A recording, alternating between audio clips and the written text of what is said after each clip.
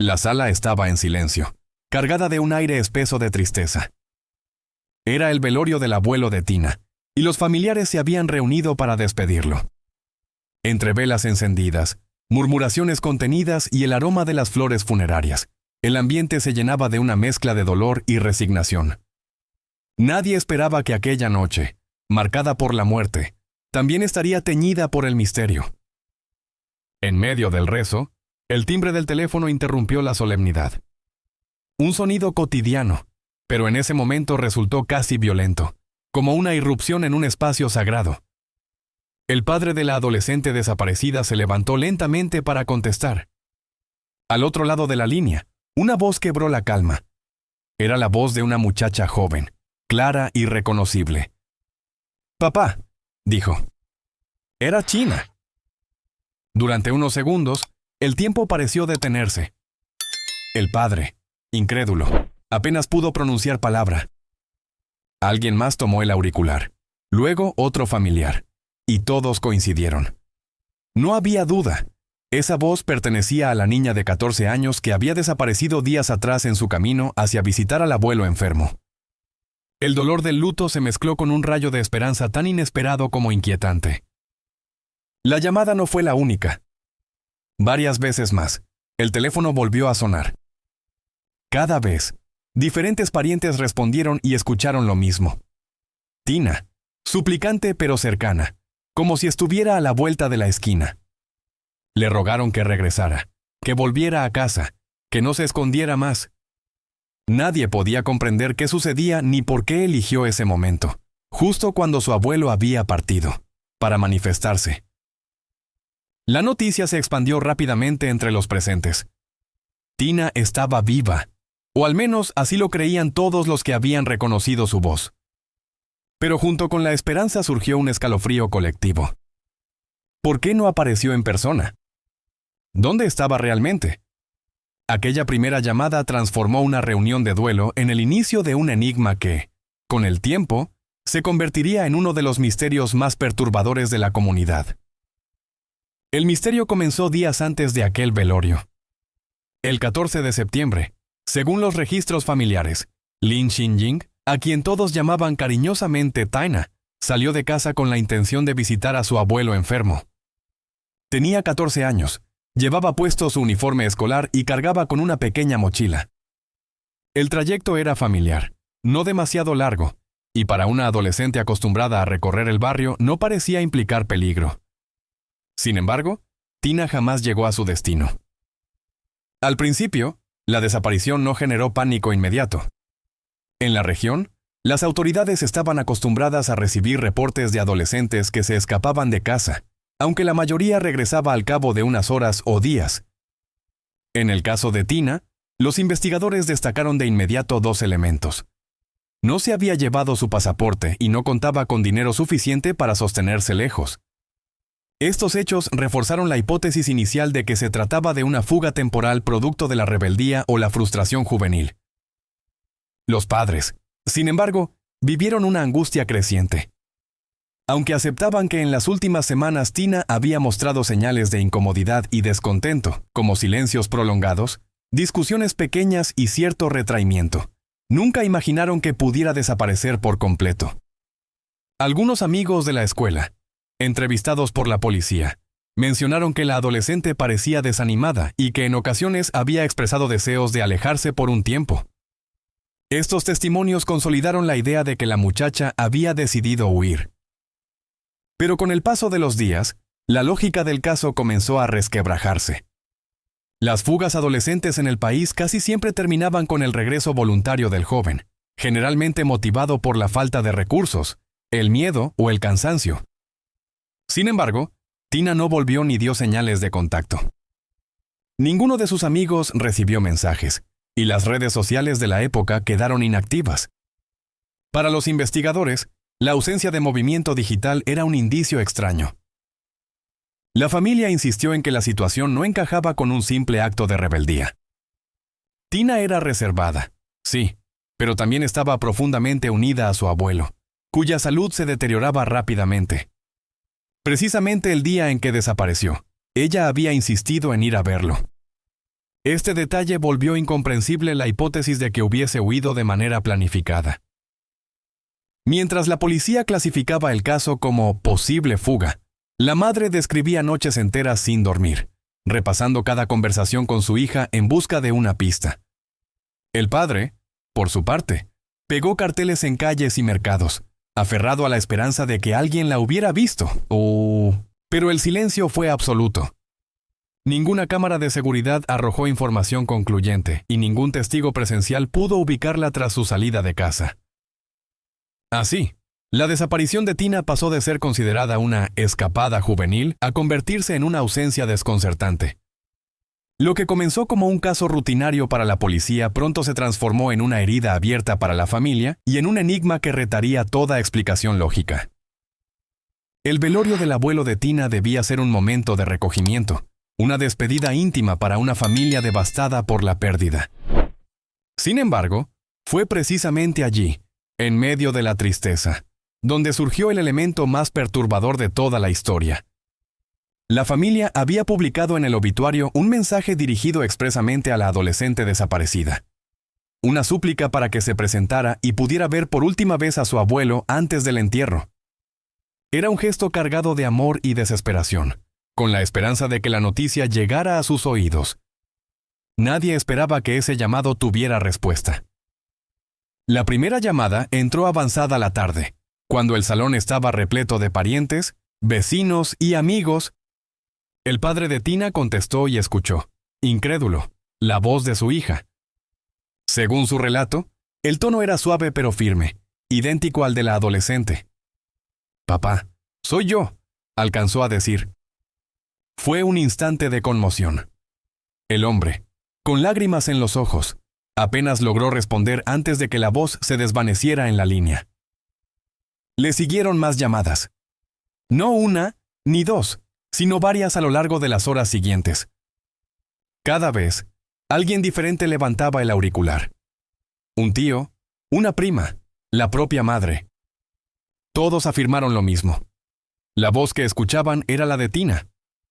Los mensajes eran breves, fragmentados, como si alguien hablara desde la distancia o bajo presión. Algunos familiares aseguraron que la escucharon llorar, otros que imploraba comprensión, pero en todos los casos la identificación fue inmediata. La atmósfera en el velorio cambió por completo. La tristeza se mezcló con una oleada de esperanza, aunque también con miedo. Algunos pensaban que era una señal inequívoca de que estaba viva en algún lugar, mientras que otros se inquietaban por la extrañeza del momento.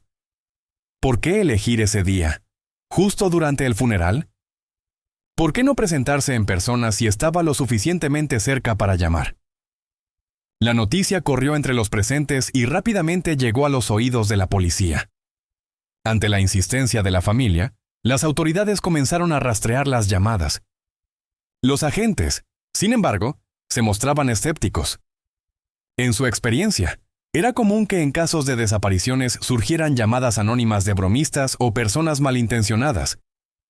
Pero la certeza con la que los parientes afirmaban haber reconocido la voz de la adolescente ponía en entredicho esa explicación. El registro telefónico confirmó la procedencia de los llamados. Un departamento en un complejo de viviendas de la ciudad. El hallazgo generó una oleada de expectativas. Muchos pensaron que por fin encontrarían a Tina, que quizá había estado refugiada con alguien de confianza. Otros, sin embargo, temían lo peor, que la muchacha hubiera sido retenida contra su voluntad y obligada a comunicarse. Mientras tanto, dentro de la familia, el efecto emocional fue devastador. La madre relató más tarde que cada llamada era como una resurrección y una pérdida al mismo tiempo. Se aferraba a la certeza de que había escuchado a su hija, pero la ausencia física volvía el alivio en desesperación. El abuelo fue enterrado sin que Tina apareciera, y la sombra de esas voces telefónicas quedó grabada en la memoria de todos los presentes. Lo que debería haber sido una ceremonia solemne de despedida se transformó, de repente, en el escenario de un misterio insondable. El caso dejó de ser un simple asunto policial y se convirtió en una historia que rondaría la memoria colectiva durante años.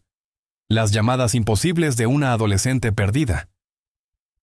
Cuando la policía terminó de rastrear el origen de las llamadas, todas las miradas se dirigieron hacia un bloque de apartamentos de aspecto corriente en las afueras de la ciudad.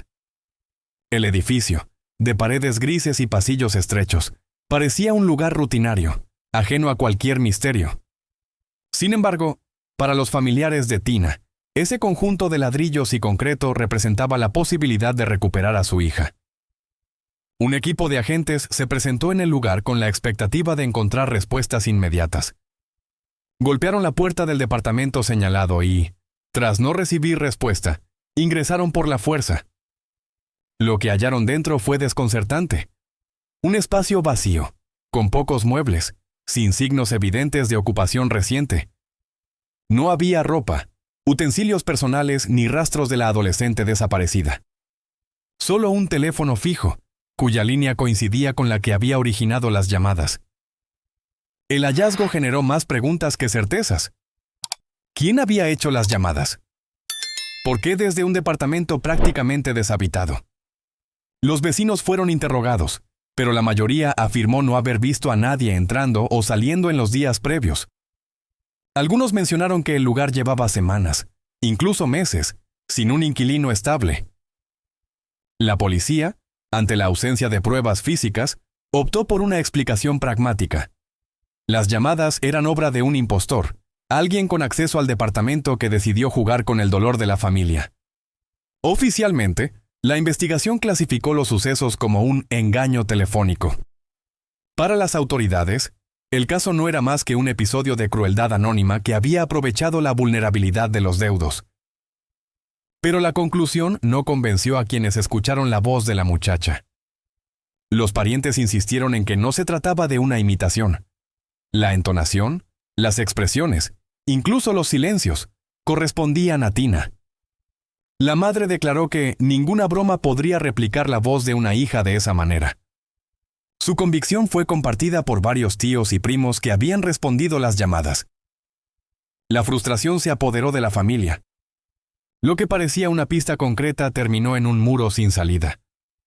El teléfono hallado en el departamento fue revisado, pero no aportó indicios adicionales.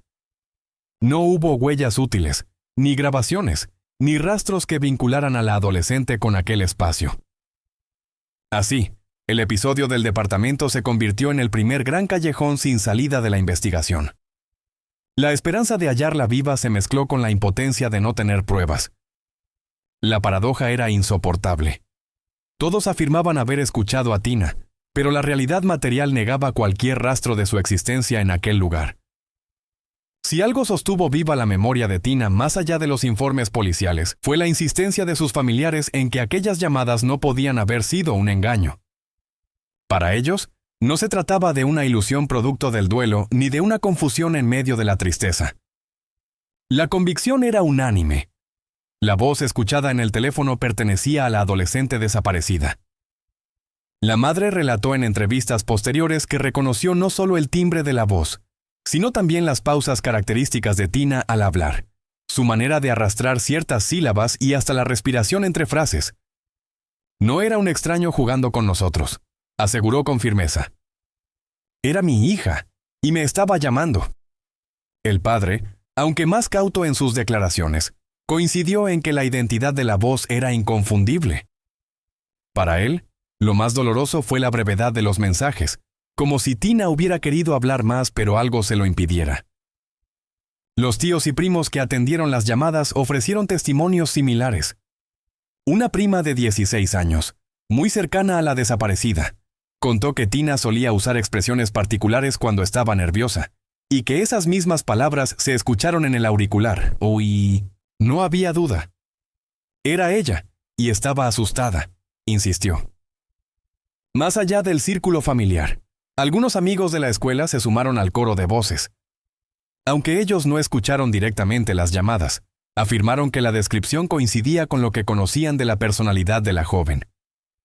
Tina era reservada, algo insegura, pero poseía un modo de hablar dulce y reconocible.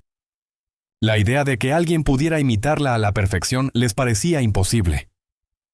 La policía, en cambio, mantenía su escepticismo. Para los investigadores, El estado emocional de los familiares podía haber jugado un papel crucial. Psicólogos consultados por la prensa recordaban que, en contextos de duelo, las personas son especialmente vulnerables a interpretar estímulos ambiguos de acuerdo con sus deseos o necesidades. El cerebro puede llenar los vacíos y convencernos de que escuchamos lo que anhelamos escuchar, explicó un especialista en percepción auditiva. Pero esa explicación nunca logró convencer del todo. Los familiares que atendieron la llamada no solo aseguraban reconocer la voz, sino que además describieron detalles íntimos que difícilmente un imitador hubiera podido reproducir. El tono de cariño al dirigirse a su padre, el temblor contenido al hablar con su madre, o incluso pequeñas inflexiones que solo alguien que hubiera convivido con ella podría identificar. En paralelo, surgieron teorías entre los vecinos y conocidos. Algunos planteaban la posibilidad de que Tina hubiera estado oculta en la ciudad, quizá en compañía de alguien que la convenció de no regresar a casa. Otros sugerían que había sido forzada a realizar esas llamadas para tranquilizar a la familia mientras permanecía retenida. Estas hipótesis, aunque plausibles, nunca pudieron comprobarse. La situación también abrió un debate más amplio sobre la manera en que las desapariciones juveniles eran tratadas por las autoridades. Muchos señalaban que el caso de Tina fue desestimado demasiado rápido como una fuga adolescente, lo que retrasó la posibilidad de una búsqueda más exhaustiva en las primeras horas críticas. El hecho de que la policía catalogara las llamadas como un engaño reforzó la sensación de que el sistema no había tomado en serio el dolor de la familia. Con el tiempo, los testimonios de quienes escucharon a Tina se convirtieron en el núcleo del misterio. Mientras los expedientes oficiales permanecían cerrados, la voz en el teléfono continuaba resonando en la memoria de los parientes. Para ellos, era la prueba definitiva de que la adolescente seguía con vida en algún lugar, aunque su paradero permaneciera oculto. El eco de esas llamadas no solo marcó a la familia, sino que también dividió a la comunidad entre quienes creían en su autenticidad y quienes la atribuían a un cruel engaño.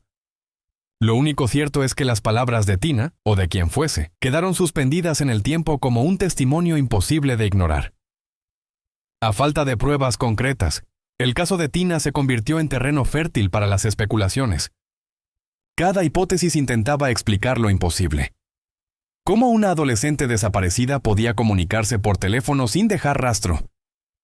Con el paso de los años, investigadores, periodistas y curiosos propusieron distintas teorías, algunas más verosímiles que otras, todas incapaces de cerrar por completo el enigma.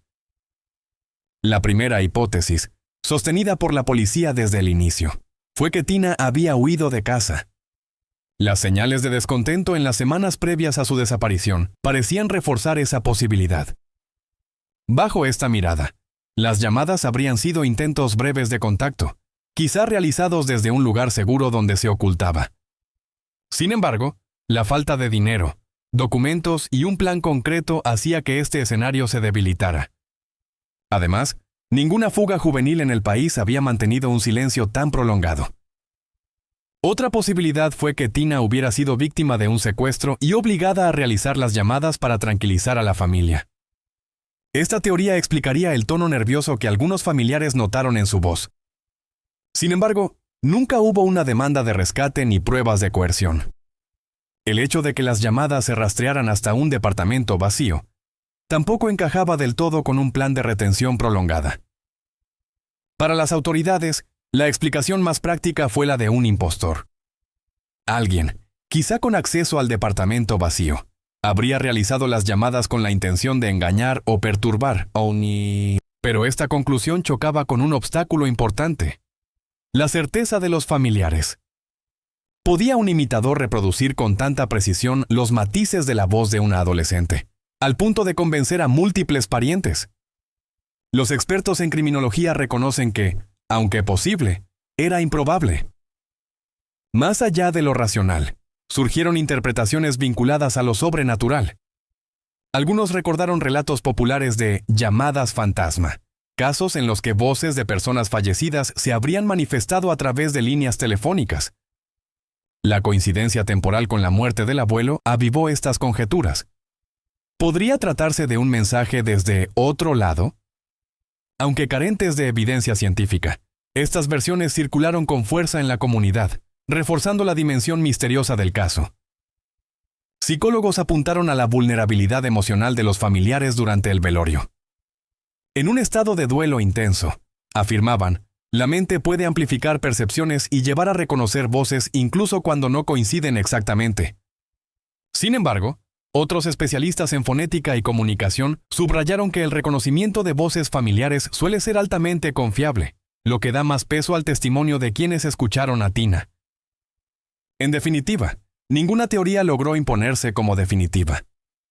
Cada pista se desvanecía al poco tiempo, como si el propio caso estuviera condenado a permanecer en la penumbra. La voz de Tina, o lo que fuera que se escuchó aquella noche, continúa siendo un eco imposible de ubicar en los márgenes de lo real y lo inexplicable. El caso de Tina no fue el único en el que una desaparición se entrelazó con llamadas misteriosas. A lo largo de las décadas, en diferentes partes del mundo, se han registrado episodios similares que aún hoy despiertan debate. En Estados Unidos, por ejemplo, la desaparición de Dorothy Jane Scott en 1980 estuvo acompañada de llamadas telefónicas inquietantes.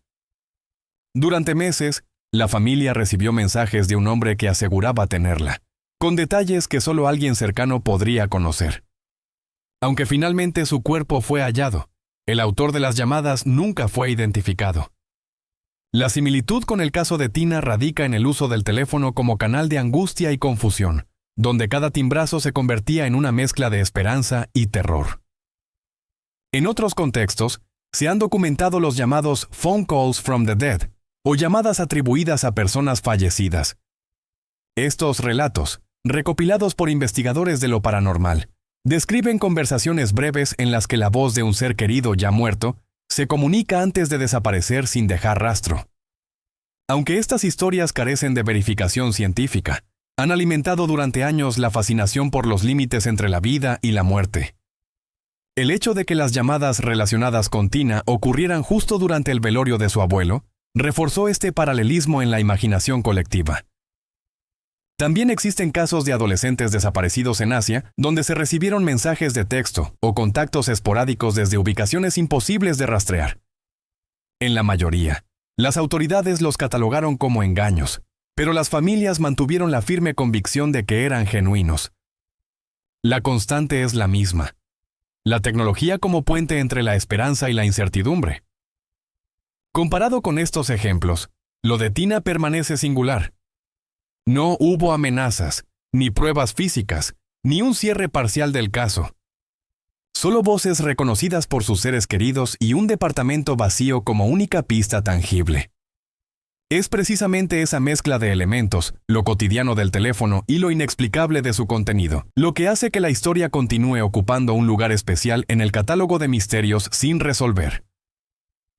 Con el paso de los años, la desaparición de Tina dejó de ser un caso activo en los archivos policiales y pasó a convertirse en una herida abierta para su familia y en un relato inquietante para la comunidad.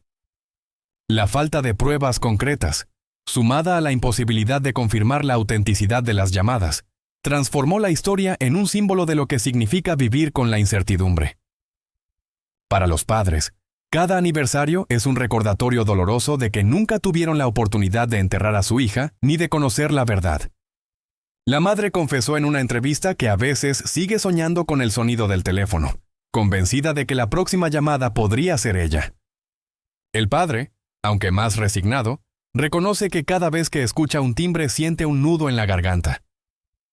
En la comunidad, el caso dejó huella como una advertencia y un misterio. Algunos lo mencionan como ejemplo de la fragilidad de las investigaciones cuando se descartan hipótesis demasiado rápido. Otros lo recuerdan como una de esas historias que traspasan los límites de lo explicable y se adentran en lo sobrenatural. Sea cual sea la interpretación, la imagen de un teléfono sonando en un velorio sigue siendo parte del imaginario colectivo. Lo más inquietante son las preguntas que quedaron flotando. Si realmente era Tina, ¿por qué no apareció jamás en el departamento desde el que se rastrearon las llamadas? Si no era ella, ¿quién poseía el conocimiento y la capacidad para imitar su voz con tanta perfección? Y si las llamadas no fueron un engaño ni una fuga, ¿qué otro escenario cabe imaginar? Al final, El caso de Tina es menos una historia de certezas y más un recordatorio de la persistencia del misterio. En un mundo donde la tecnología promete rastrear cada paso y cada voz, su desaparición demuestra que aún existen vacíos imposibles de llenar. El eco de aquellas llamadas sigue vivo, como una pregunta suspendida en el tiempo, esperando una respuesta que quizá nunca llegue.